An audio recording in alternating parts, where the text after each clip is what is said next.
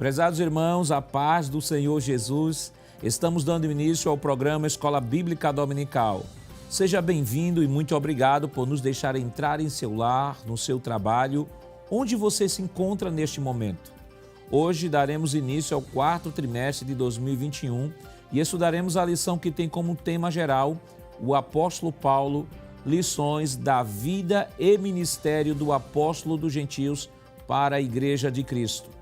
E veremos a primeira lição com o título O Mundo do Apóstolo Paulo. Nessa lição, vamos estudar o mundo da época do apóstolo Paulo. Notaremos um pouco do contexto histórico da Roma, Grécia e Israel, salientando a cidade de Tarso como sendo a terra natal do apóstolo dos gentios. Pontuaremos ainda Paulo como um judeu carente da revelação divina e um religioso cego, como também um pecador como os demais pecadores. E por fim, veremos Paulo como um homem carente da graça de Deus. Se você deseja aprender um pouco mais sobre este assunto, então continue conosco no seu programa Escola Bíblica Dominical. Você sabia que Paulo foi um dos apóstolos mais influentes da igreja primitiva, tendo pregado a reis, governadores e, inclusive, a casa de César? Vejamos o que nos diz o nosso texto áureo.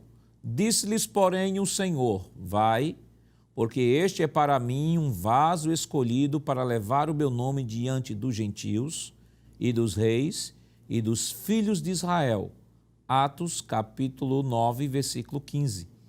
A verdade prática nos diz: segundo a sua soberana vontade, Deus usa as circunstâncias para fazer uma grande obra. O objetivo geral de nossa lição é saber como o mundo de hoje é uma porta aberta para o Evangelho. Os objetivos específicos da lição de hoje são três. Primeiro, apresentar o mundo de Paulo no Império Romano. Segundo, discorrer sobre o mundo cultural de Paulo.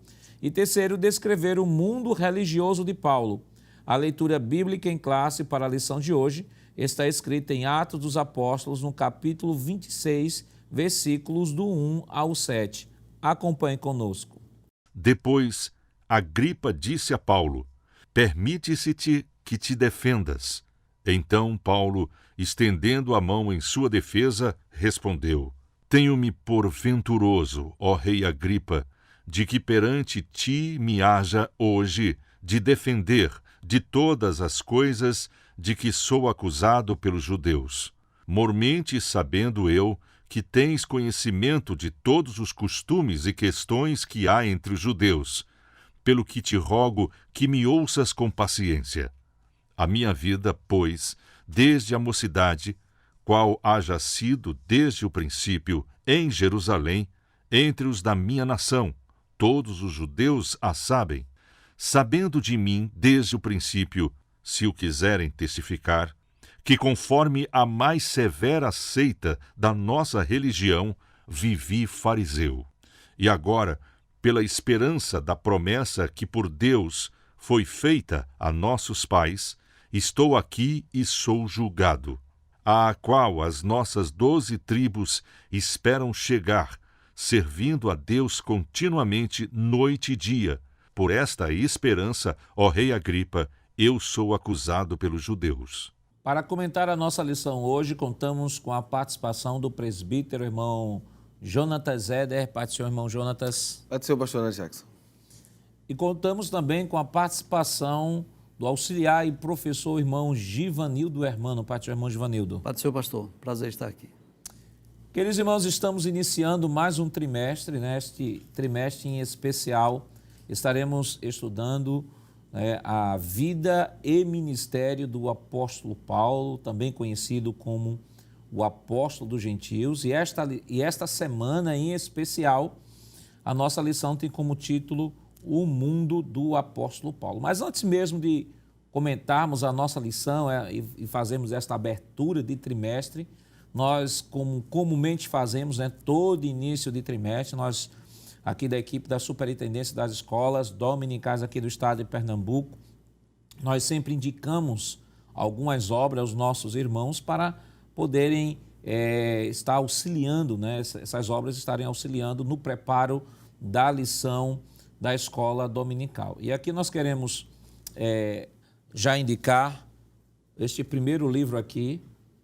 Este livro é o Período Interbíblico. E o que é que tem a ver, pastor, o período interbíblico com o assunto que está sendo tratado? Na verdade, este livro aqui é o link entre a lição que nós estudamos semana passada sobre o Antigo Testamento. Observe, só relembrando o conteúdo, nós terminamos a lição no cativeiro babilônico. O povo foi levado para o cativeiro babilônico, e do cativeiro babilônico terminamos a lição com a promessa da esperança do retorno. E este livro ele vai fazer este link, né, do período interbíblico, vai passar pelo Império Babilônico, Império Medo-Persa, o Império Grego, período dos Macabeus, até chegar no Império Romano. Nós temos, além deste livro, nós temos aqui este livro aqui, que é um livro de introdução ao Novo Testamento. Muito bom este livro, né, de Merrill. Novo Testamento, sua origem e análise. É um livro também que você pode estar adquirindo para estar lhe auxiliando. E especificamente sobre o ministério e a vida do apóstolo Paulo, nós temos este livraço aqui, Paulo, o apóstolo da graça, de F.F. Bruce, vai trabalhar sua vida, cartas e teologia. Um livro excepcional. Nós temos também aqui o outro livro, né, ainda falando sobre Paulo especificamente. Esse livro vai falar sobre a teologia de Paulo, também é um livraço. Você pode também estar adquirindo para estar auxiliando na preparação do conteúdo de sua lição. E temos mais 2 livros, que é este livro aqui, esta coleção da série Cultura Bíblica, da editora Vida Nova, aqui, Atos dos Apóstolos, introdução e comentário. Temos também um outro livro, também um livraço, se você também puder adquirir, este livro aqui de Atos, introdução de Atos a Apocalipse, né? De Craig Blomberg. Também uma excelente obra. Então, a lição desse trimestre, ela vai estar trabalhando dentro do conteúdo que vai período interbíblico, introdução ao Novo Testamento. Mas por que introdução ao Novo Testamento? Porque a vida do apóstolo Paulo ela vai ser, do ponto de vista histórico, a narrativa histórica vai se dar dentro do livro de Atos dos Apóstolos, por isso é importante comentário sobre o livro de Atos dos Apóstolos, e do ponto de vista da sua teologia em cima das suas cartas, por isso é importante o comentário sobre as cartas do apóstolo Paulo, né? Uma introdução geral ao Novo Testamento. Então nós temos livros que vai falar sobre introdução bíblica, livros de comentários sobre Atos dos Apóstolos e obras específicas sobre a vida, ministério, obras e teologia do apóstolo Paulo. Então, irmão Éder, este trimestre promete, né? Será de bênção, pastor, graças a Deus. Paz a todos os ouvintes, não é? Será de bênção, tenho certeza.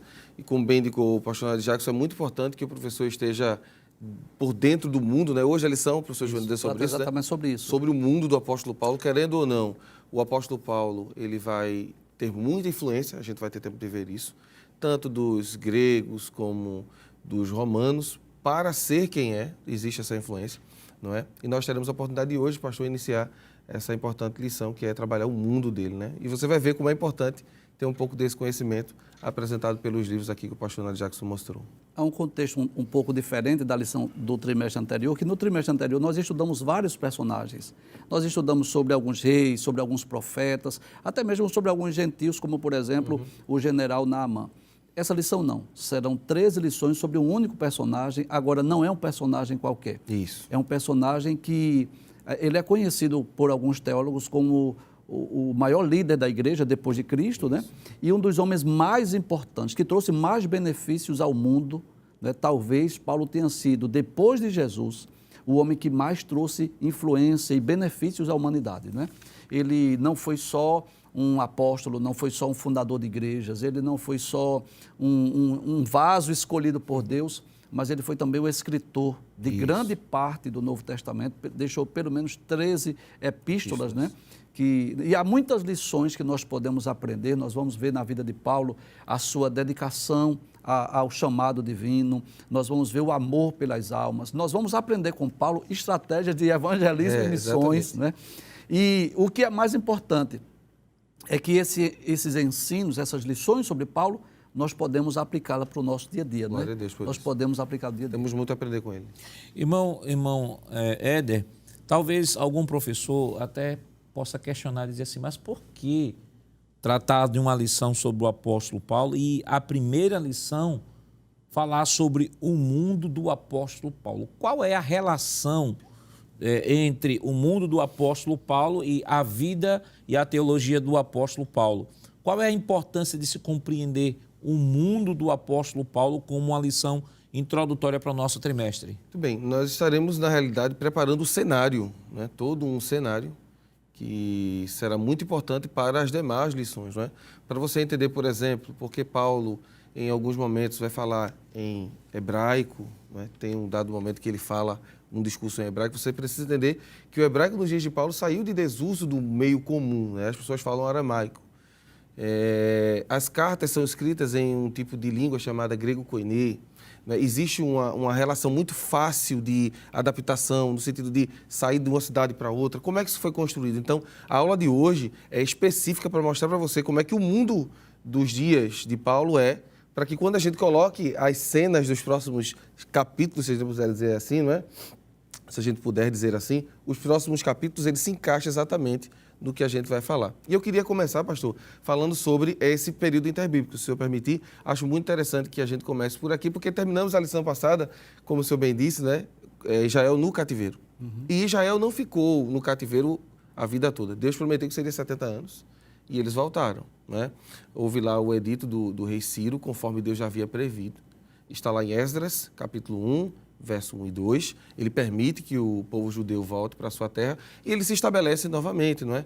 Vão se estabelecer lá, vão construir o templo, nós vamos ter um movimento muito, muito bonito de retorno às Sagradas Escrituras com Esdras e com Neemias, haverá uma restauração, uma pureza, e isso tudo vai preparar o povo para receber o Messias, não é? Lembrando, o apóstolo Paulo será um dos arautos do Messias, ele vai mostrar para os judeus que Jesus realmente era quem disse ser. Tá certo? Então, eu destacaria primeiro esse mundo que vai ser mudado pelos persas.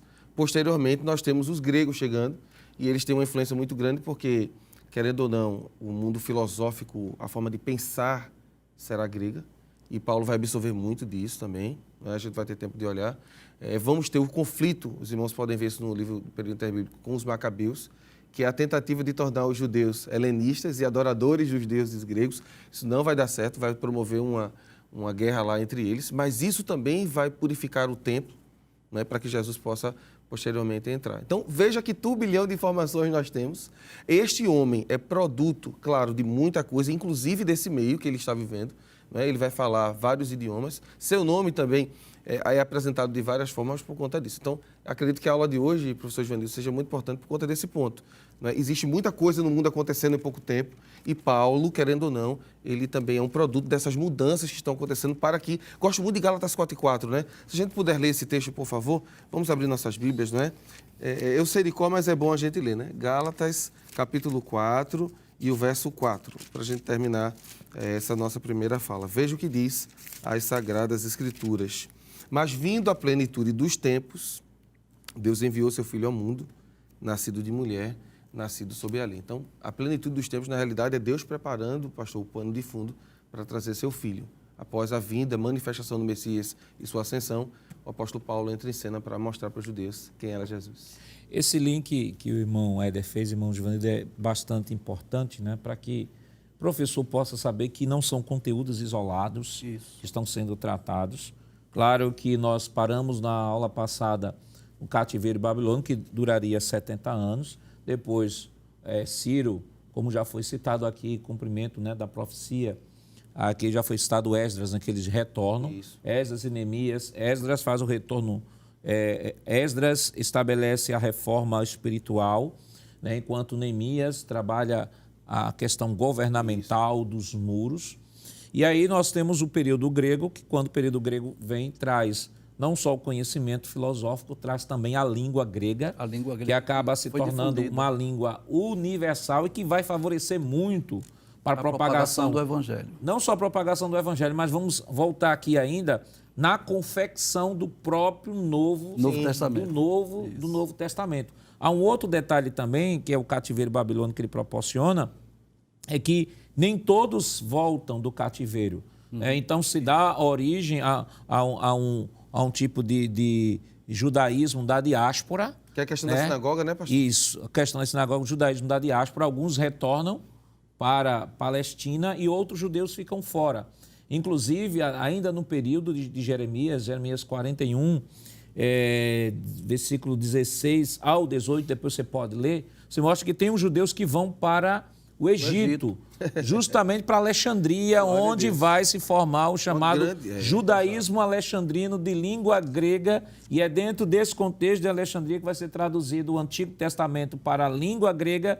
E onde é que entra Paulo aí? Paulo é um judeu da diáspora, né? Porque ele é da cidade de Tarso. Glória a Deus. E esse período interbíblico aí é muito importante, né, nós observarmos que não há, no período interbíblico, que esse período de 4 séculos aproximadamente, entre o Antigo e o Novo Testamento, não houve nenhum registro canônico, nenhum livro escrito. Mas há muitas informações importantes para nós entendermos. Então, por exemplo, nós concluímos a lição anterior falando sobre o cativeiro babilônico. Então, quem era que dominava o mundo? Era a Babilônia, era Nabucodonosor.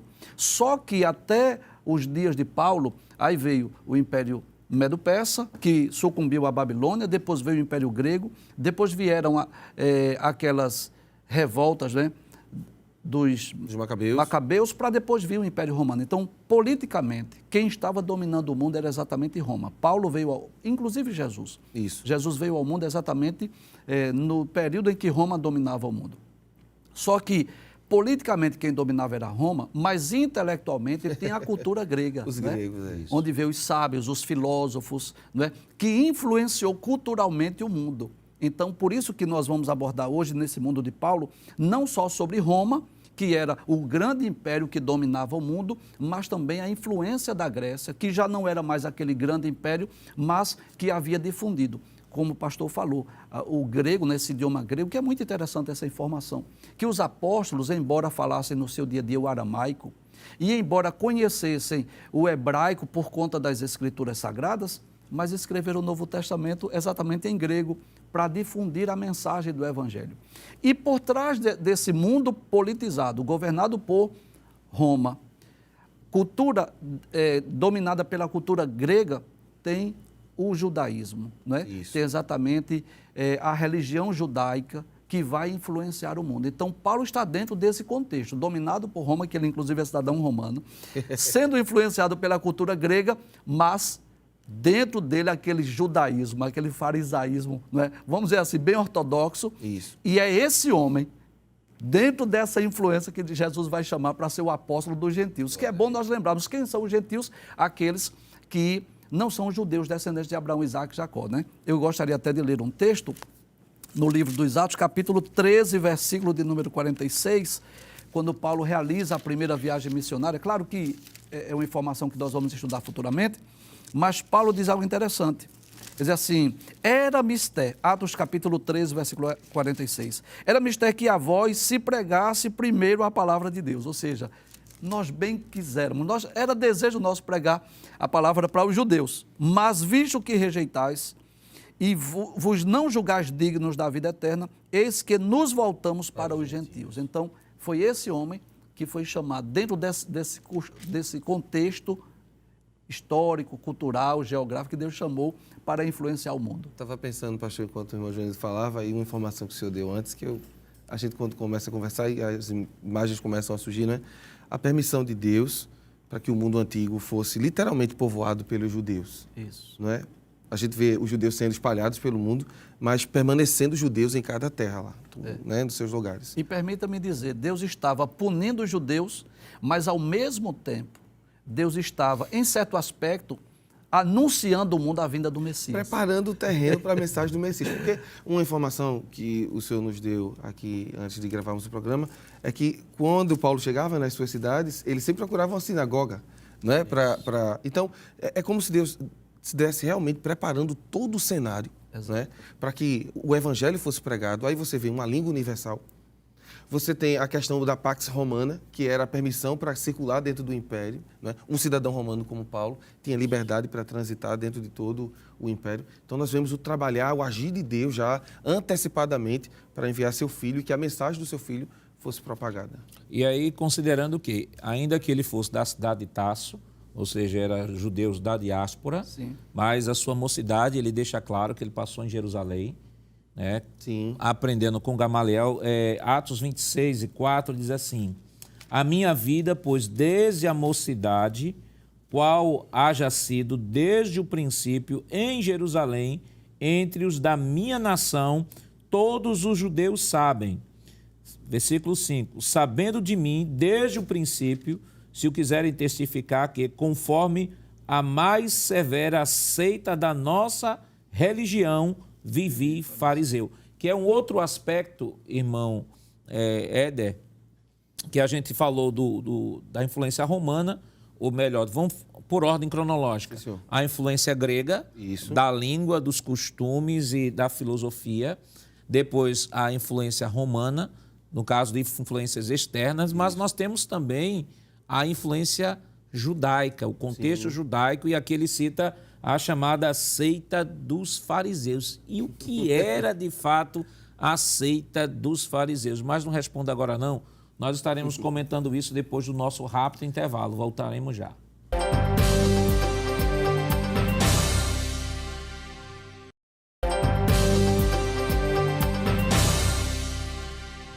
Queridos irmãos, estamos de volta no seu programa Escola Bíblica Dominical e esta semana estudando a primeira lição do novo trimestre, que tem como título O Mundo do Apóstolo Paulo. E ficamos de responder a seguinte pergunta: quem eram de fato os fariseus? Paulo se identificava como um fariseu na sua origem, mas quem eram de fato os fariseus? O que a gente pode dizer, irmão Éder? Amém, pastor. Lembrando que Paulo vai afirmar diversas vezes isso, né? Que ele seria um fariseu, né?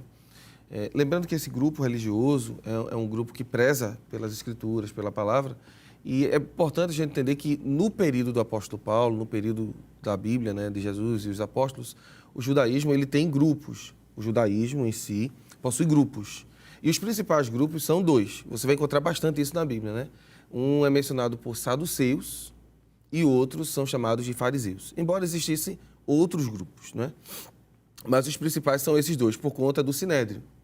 Para quem não sabe o que é Sinédrio, seria a Suprema Corte, vamos chamar assim, de Israel. Foi o grupo que, por exemplo, deu a chancela para que Jesus fosse crucificado, né? Então, ele é formado por 50% de fariseu, 50% de saduceu, e o sumo sacerdote preside, que é um saduceu. Então, vamos começar com os saduceus. Os saduceus são líderes religiosos que tomam conta do templo, né? Eles têm alguns problemas, por exemplo, eles não creem na vida pós-morte, não é? Eles não aceitam toda a Bíblia do Antigo Testamento, ficam apenas com a Torá. Já o fariseu, não. O fariseu anda muito junto do escriba, e o escriba é importante para o fariseu porque ele como fosse uma Bíblia ambulante. Então, ele tem decorado toda a forma do Antigo Testamento. Então, o fariseu dizia algo e o escriba confirmava, não, isso está lá na lei, isso está lá nos profetas, isso está nos escritos, né? É interessante notar que os fariseus são um grupo, pastor, majoritário na época de Jesus, majoritário. Eles tomam conta da sinagoga, ou seja, quem não pode ir ao templo, e geralmente é muito complicado ir ao templo, tem uma sinagoga lá na sua cidade, na sua aldeia. Jesus fez muito isso, né? Jesus entrou em várias sinagogas, ele fazia bastante pregações nas sinagogas, curou muita gente na sinagoga. E no princípio do seu ministério, existe até uma certa tolerância dos fariseus com Jesus. Jesus tinha amigos fariseus, né? Eu sei que o termo fariseu, com o passar dos anos, principalmente pela igreja cristã, ganhou uma forma um pouco pejorativa. Um sentido pejorativo. Mas, num todo, o farisaísmo é só um grupo que pensa de uma certa maneira, né? Pensa diferente dos saduceus. Por exemplo, o fariseu crê na vida pós-morte, ele crê na ressurreição dos mortos, né? E a princípio tem um texto que a gente precisa ler, São Mateus capítulo 23, verso 1, 2 e 3, diz assim a palavra do Senhor. Então, falou Jesus à multidão e aos seus discípulos, dizendo, Na cadeira de Moisés estão assentados escribas e fariseus. Observai-vos, pois, e praticai tudo o que vos disserem, mas não procedeis em conformidade com suas obras, porque dizem e não praticam. Então, teologicamente falando, Jesus concorda com o pensamento, a doutrina, com o ensino. Com o pensamento dos fariseus. Né? Ele diz assim, olha, faça o que eles dizem. O problema é que alguns fariseus, pastor, alguns, não viviam de acordo com a palavra. Eles eram hipócritas. E Jesus os chama de hipócritas. Então, a gente precisa ter cuidado para depois a gente não dizer assim, que todo fariseu vai ser hipócrita, porque o próprio Saulo é, né? O Nicodemos é, e nós vamos ter outros grandes homens, o Gamaliel é um grande fariseu, né? Então existem homens piedosos no meio do farisaísmo e é de lá que Deus vai tirar o apóstolo Paulo, com esse amor pelas escrituras. O fariseu, ele ama as escrituras, defende as escrituras no mundo onde as pessoas estão, infelizmente, se afastando de Deus. Esse grupo preservava as escrituras, pastor. E a partir da compreensão deste grupo, irmão Givanildo, fica mais fácil nós entendermos a forma como o apóstolo Paulo se expressava, a forma como ele compreendia, e o antes e o depois de Paulo. Claro que na próxima semana que estaremos falando especificamente da conversão, mas como é uma lição introdutória que, de certa forma, acaba abarcando todo o conteúdo que vai ser dado ao longo do trimestre, então não tem como dissociarmos a influência, a religião, ou vamos dizer, o judaísmo farisaico, a sua forma, o seu contorno, a sua praxe da vida do apóstolo Paulo, até porque ele dizia que era zeloso com relação... Pela lei de Deus. Pela prática. Exato. Então, quando Paulo disse que ele era fariseu, ele não estava se enquadrando dentro daquele grupo de hipócritas que demonstravam uma santidade para com os demais, que fazia questão de orar em praça pública, né? De dizer a todo mundo que estava jejuando. Quando Paulo disse que eu vivi fariseu, ele estava dizendo, eu sou o guardião da lei de Deus. Isso. Eu sou judeu, era da tribo de Benjamim, guardião da lei de Deus, ou seja, era alguém que pertencia à tribo de Benjamim, ele era um israelita. E é interessante nós observarmos, inclusive, o texto áureo da nossa lição vai dizer isso aí, vai dizer assim, Deus dizendo, Jesus dizendo para Ananias que ele era um vaso escolhido.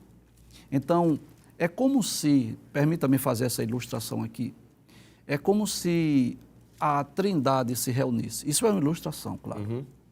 E dissesse assim, olha, nós precisamos de um homem para levar a mensagem do Evangelho ao mundo gentil. Glória a Deus.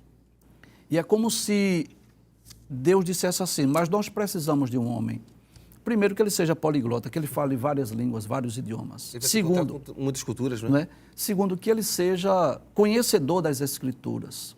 Terceiro, que ele tenha uma cidadania romana, porque isso vai facilitar as suas viagens. Quarto, que ele tenha uma profissão secular, porque quando ele for para uma cidade que ele for fundar uma igreja, então não tem ninguém para mantê-lo. Então ele vai precisar ter uma profissão. E é como se o Espírito Santo dissesse assim, olha, existe um homem com todas essas características, todas essas qualidades lá na terra. Ele é um fariseu. Só que tem dois problemas. O primeiro é que ninguém tem coragem de pregar para ele. E o segundo é que ele não quer ouvir ninguém. Jesus diz, deixa que eu vou lá pessoalmente. Glória a Deus.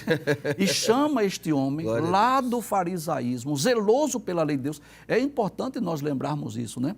Que Deus chama pessoas que nós, muitas vezes, jamais imaginássemos, né?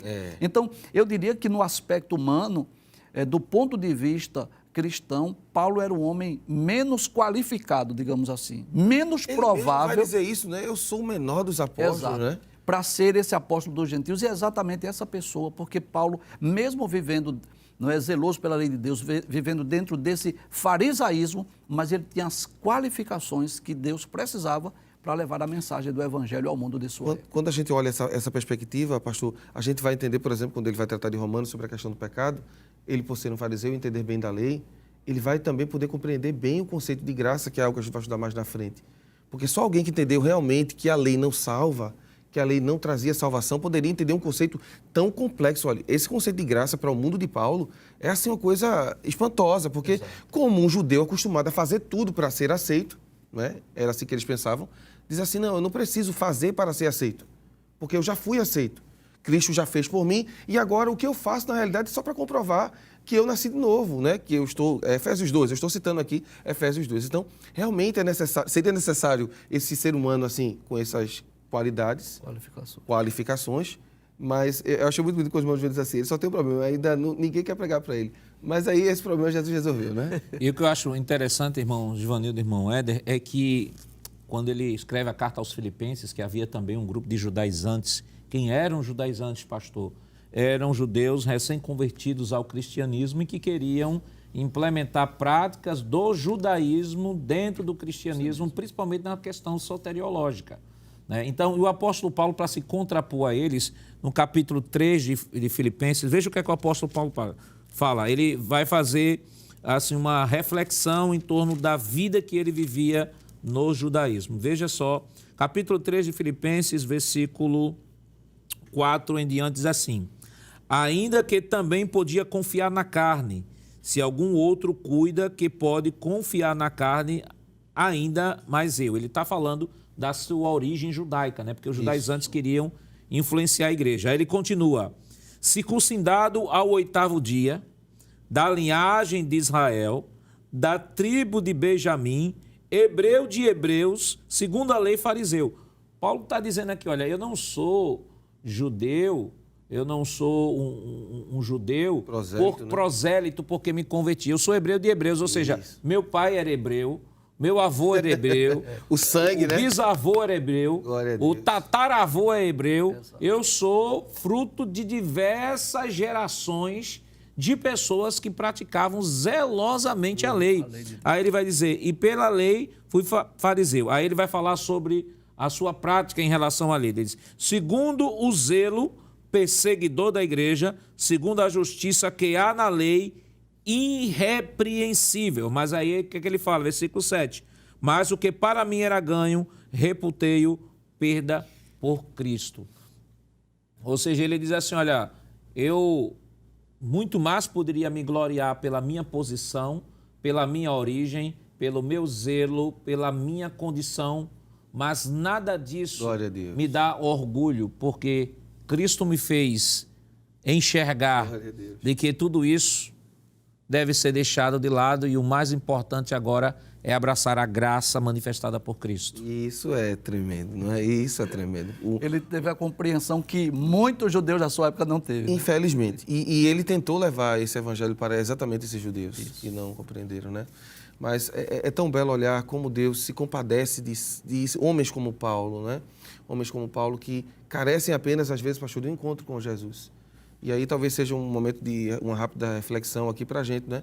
Quantas pessoas poderiam estar sendo utilizadas, né, pregando a palavra, e talvez falte alguém para ministrar para ele, entregar uma mensagem de Deus para ele, que a gente possa olhar para essa realidade e observar, porque um dos pontos da lição, eu acho que é o ponto central, é saber como o mundo de hoje é uma porta aberta para o Evangelho, né? O objetivo central da nossa aula seria isso. Então, do jeito que existiu Paulo, um homem cheio de conhecimento, com uma capacidade absurda e não estava servindo a Deus, precisou de um encontro com Jesus para mudar isso. Talvez o que alguém esteja precisando na sua família, na sua casa, é somente isso, um encontro com Jesus. O pastor tocou numa ideia de abrir os olhos, e quando o senhor falou de abrir, eu lembrei que Jesus primeiro fechou os olhos dele, né, deixou o cego. Fisicamente ele ficou cego. Para enxergar espiritualmente, né? Porque, irmão Joanildo, o senhor já pensou, esse homem passou 3 dias chorando. Né? É isso que é dito no texto lá, pastor, de Atos 9. Chorando, Ananias em casa, o Senhor foi lá e disse, Ananias, vai lá, a gente vai estudar semana que vem. Mas é tão belo, quando ele abre os olhos, cai a escama. Aquela escama ali não é somente uma escama que estava cobrindo o seu olho físico. Não é? Ele vê o mundo de uma outra perspectiva agora. Não é? Ele vai ver o mundo a partir de Cristo. Não é? Que a gente possa também entender que o nosso mundo é uma porta aberta para o Evangelho também. E como Saulo, né, e como grandes evangelizadores, ganharam Saulo para que ele leve o Evangelho também. E hoje, muito mais do que nos dias de Paulo, né, porque hoje nós vivemos também num mundo globalizado, mas devido às informações, né? Hoje nós temos muito mais facilidade do que Paulo para pregar o Evangelho, para anunciar as boas novas de salvação. Não é exatamente esse o ponto central da nossa lição. Saber como o mundo de hoje é uma porta aberta para o Evangelho. Então, essa lição, durante essas 13 lições, nós devemos olhar dentro dessa perspectiva, não é que assim como Paulo foi esse instrumento de Deus para levar a mensagem do Evangelho aos gentios, nós também devemos ser esses instrumentos, esses servos de Deus, dentro desse contexto que nós vivemos, dentro desse mundo globalizado, para fazer com que a mensagem do Evangelho seja conhecida. Nós temos mais facilidade, não é? Por exemplo, hoje a gente não precisa escrever uma carta, não é? Hoje existe transporte que pode levar muito mais rápido. Paulo, ele não vai conseguir chegar em algumas cidades que ele queria muito, né? Mas talvez pela internet ele conseguisse fazer. Então, isso também leva a gente a refletir, será que a gente está fazendo tão bem o trabalho que Paulo, sem a tecnologia que teve, conseguiu fazer? Acho que é um ponto também a gente pensar. E um outro detalhe, né? Além da multiculturalidade que marcava o mundo da época, que também marca o mundo de hoje. Hoje nós temos mais ferramentas que a época de Paulo, né? O transporte de Paulo. O transporte de Paulo era ou caminhando, ou através de animais. E navio, né? Navios. Exato. Hoje você tem todo tipo de transporte, além da rede mundial de computadores, né? Que permite que você possa se comunicar com qualquer pessoa de outro lado do mundo. Basta dominar. Na época de Paulo, precisava dominar o grego para falar com todo mundo. Hoje precisa dominar o inglês para falar com todo mundo. Na época de Paulo, para ter contato com outra cultura, precisava ir para as megalópolis, as cidades cosmopolitas, ou no mundo de hoje, você entrar aí, num site, entrar aí nas redes sociais e manter comunicação com outras pessoas. E isso mostra, irmão Givanildo, que as ferramentas que Deus permite que tenhamos hoje são agentes facilitadores da comunicação do Evangelho, né? Às vezes as pessoas usam tanto as redes sociais para tanta coisa, mas poderia usar para a glória de Deus. Isso. Um grande exemplo disso é a Rede Brasil de Comunicação. Né? Se eu não estiver enganado, foram mais de 137 países alcançados. Né? Então, pessoas do mundo inteiro estão tendo acesso a essa programação sadia, a mensagem do Evangelho, que promove a edificação, que anuncia a salvação através da fé em Cristo Jesus. Então, é um momento de reflexão. Se Paulo, que não tinha internet, Paulo não tinha rede de computadores, Paulo não tinha tanta literatura impressa como nós temos hoje, não tinha telefone. Essa questão também, nós temos literatura impressa, Bíblias em vários idiomas. Exato. Então, se Paulo não tinha todas essas ferramentas e conseguiu pregar para o mundo da época, Paulo pregou na Europa, na Ásia, na África, né? É claro, para o mundo da sua época. O que é que a igreja hoje não é capaz de fazer, não é? Então, eu tenho uma certeza que dentre as muitas lições que o Espírito Santo estará nos ensinando durante esse trimestre, ele estará nos impulsionando a utilizarmos essas ferramentas que estão à disposição da igreja, à disposição de cada um de nós, para nós pregarmos o Evangelho. E eu gostaria de me dirigir a você, em especial a você que está na faculdade, você que é estudante, você jovem, que às vezes você encontra aquele professor que talvez seja ateu, talvez seja materialista, talvez critique o Evangelho, talvez não creia na Bíblia. E eu gostaria que você olhasse para ele como um Saulo de Tarso, como alguém que precisa de salvação, como alguém que precisa ser alcançado. E quem sabe é você, na sala de aula, na sua faculdade, na sua universidade, no seu curso, que Deus quer se utilizar de você para que entre aspas, esse Saulo se converta e possa promover muitos frutos para o reino de Deus. Quem sabe este perseguidor do cristianismo aí na faculdade, na universidade, amanhã você esteja vendo ele de paletó e gravata pregando a palavra de Deus. Amanhã, quem sabe, ele vai chegar na sala de aula, e este amanhã não significa dizer necessariamente o dia posterior, mas amanhã, quem sabe, ele vai chegar numa sala de aula, não só com os seus livros seculares, mas chegará com uma Bíblia. Amém, e quem sabe vai dizer assim, olha, eu fui um perseguidor do cristianismo, eu falei mal de Deus, da Bíblia e da igreja, até o dia que eu encontrei com Jesus. Nada melhor do que um encontro com Jesus. Não é verdade? Para mudar tudo. Glória a Deus. Mas o que mudaria a partir agora desse encontro de Saulo com o Senhor Jesus? E o que nós hoje podemos fazer à luz da reflexão desta lição desta semana? Mas isso, é claro, nós estaremos comentando depois do nosso rápido intervalo. Voltamos já.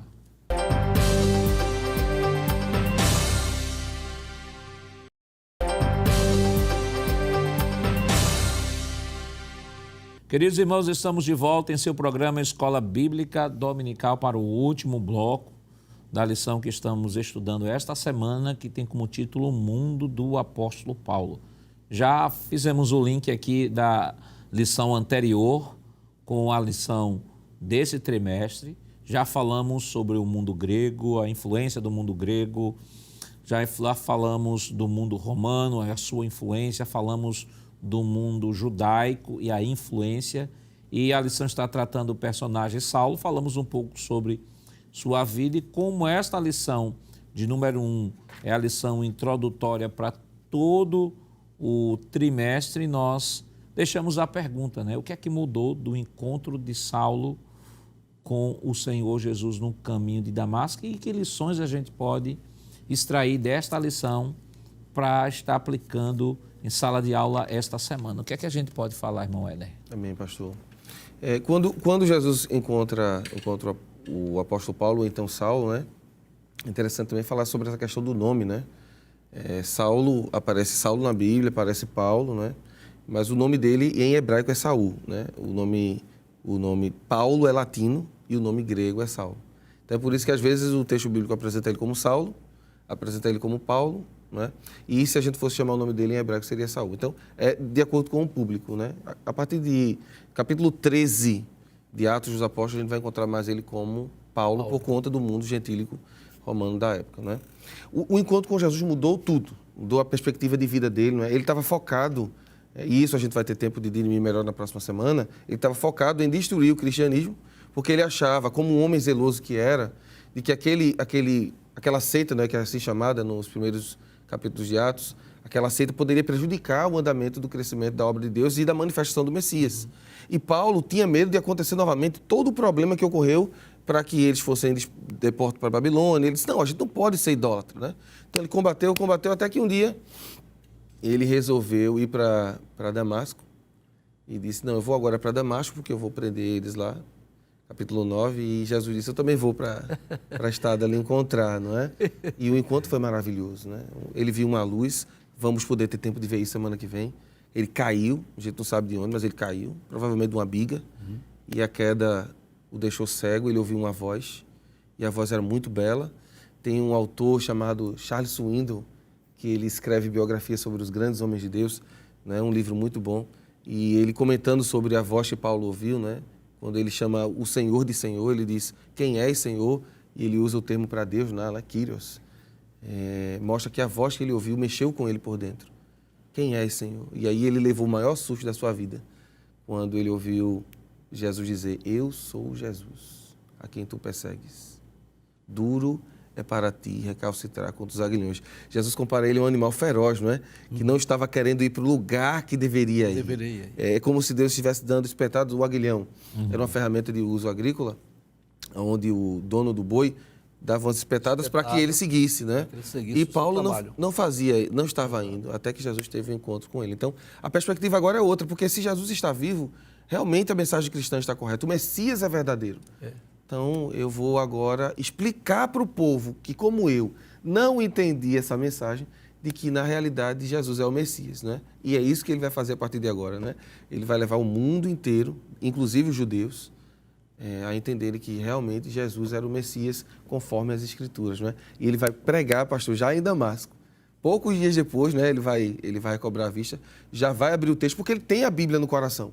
E agora ele tem a iluminação de que Jesus é Jesus. Exato. Encaixou tudo, né? Aí ficou fácil de pregar o Evangelho. Inclusive, aqueles 3 dias que ele esteve sem ver, é como se Deus estivesse na mente de Paulo montando um quebra-cabeça. Oh, glória, né? a Deus. Porque é como se Paulo tivesse aquela visão de que Cristo tivesse morrido, roubaram o corpo dele, estavam mentindo, dizendo que Jesus ressuscitou. Com certeza, Saulo ouviu falar que Jesus havia ressuscitado, só que ele não acreditou. E quando ele pergunta quem é Senhor, aí, porque poderia ser Jeová, isso, poderia ser o anjo Gabriel, poderia ser o arcanjo Miguel, mas não foi nenhum dos 3. Eu sou Jesus, né? Então, aí Paulo disse, se é Jesus, então ele está vivo. E aqueles 3 dias foi exatamente para montar esse quebra-cabeça. É como se Jesus estivesse ensinando para ele, né? Eu vou deixar você cego aí, fisicamente, para que os seus olhos espirituais sejam abertos. Verdade. E aí, A partir de então, e a primeira pergunta que ele fez, quem és, Senhor? Eu sou Jesus. O que queres que eu faça? Isso. Né? Então, todo aquele zelo que ele tinha pelo farisaísmo, Ele entendeu, pela né? lei de Deus, ele transferiu para o cristianismo, para Jesus. É como quem diz assim, e agora o que é que eu vou fazer? Exato. Porque, veja, eu vim perseguindo o pessoal que é crente. E agora, o Jesus que eles dizem que está vivo mesmo. Bem, a minha vida não tem mais sentido, porque eu sou um perseguidor. Eu vou fazer o que agora? Eu disse, vou dizer agora não. Você vai para tal canto e lá vai aparecer alguém Exato. que vai trabalhar em você. E é belo quando o Senhor encontra Ananias. Me permita, pastor, eu sei que eu estou me alongando muito, mas é porque a história é muito linda, né? Quando o Senhor diz assim, Ananias, vai lá, Ananias. Ele diz, eis-me aqui, vai lá na rua direita. Tem um rapaz lá chamado Saulo. Ele disse, eu sei, perseguidor, né? Mas não. Ele está orando. Ele está orando, vai lá, porque ele viu. E o Senhor deu visões a ele, né?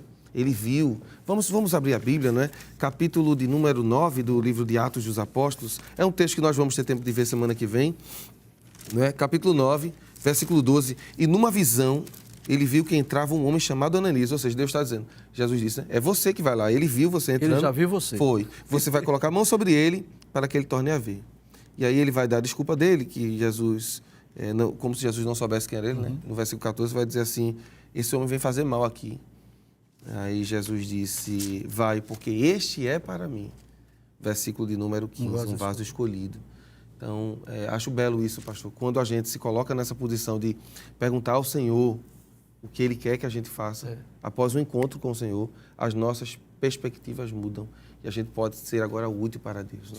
Isso mostra, irmão Givanildo, que essa lição ela tem esta linha de aplicação também sobre a chamada de Deus na nossa vida. Nós também, a exemplo de Saulo, tivemos um encontro com o Senhor. Glória a Deus. Deus também, a exemplo de Saulo, nos vocacionou para o seu trabalho. Exato. E Deus espera que, assim como Saulo, pós-conversão, cumpriu o seu chamado ao ponto de chegar a dizer, combati um bom combate, Glória acabei a Deus. carreira, guardei Glória a fé. Isso. Deus espera isso de cada um de nós. De cada um de nós, que nós possamos descobrir qual é a vontade de Deus para a nossa vida. É claro que nós entendemos que nem todos nós seremos o apóstolo dos gentios, nem todos nós vamos pregar em nações estrangeiras.